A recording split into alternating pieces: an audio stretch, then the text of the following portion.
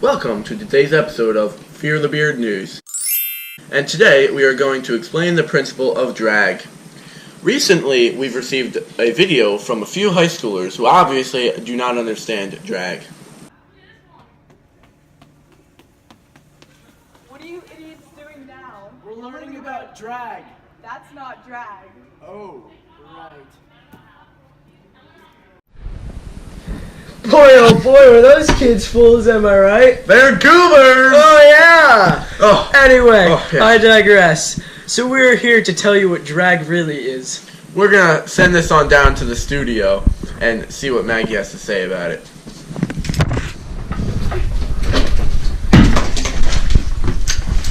I'm coming!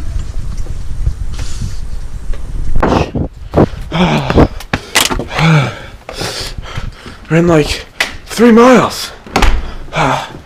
Take it. Thanks, Dylan. Drag is the resistant force that works against an object's motion as it passes through a fluid, decreasing the object's velocity. Basically, this means that drag will push against an object in motion and slow it down. The velocity of an object and the surface area of the object will have an influence on the drag. The more velocity the object has, the more drag it will have, because the object will be encountering more air at a faster rate. The more surface area there is, the more particles the air will pass through, increasing the drag. Now we are going to drag it over to Lauren for some background information. Correct. Maggie is right. I conducted my own research and found out that the person that discovered drag was George Cayley. He was an English engineer, and he was very important in aeronautics. He discovered the forces of lift, drag, thrust, and weight. So basically what they're trying to say is that drag force is resistance that a moving object experiences when it's passing through a gas or a liquid. What? Okay, we gotta go back to the other studio for an experiment.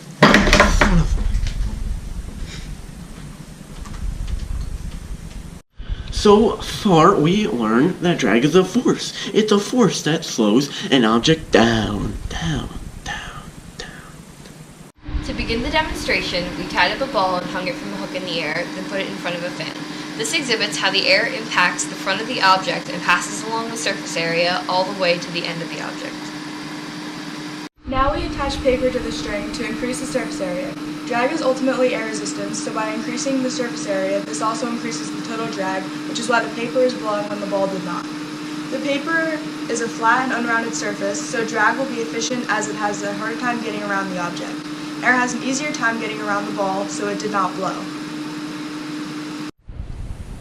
This concludes our first and only episode of Fear the Beard News. We hope you learned a thing or two about drag. Thanks for watching.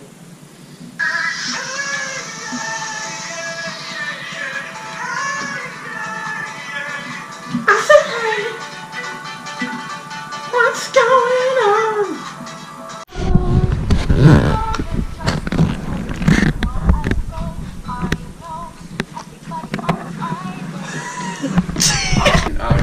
You're just...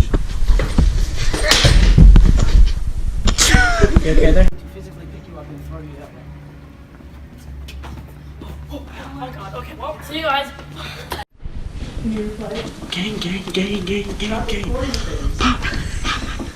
Alex, it's plugged into my butt. So everything I said, you got echoing. Was I on video? Echo. Send help. Oh, jeez. Mr. Sotero, if this goes to the bloopers, I'm sorry.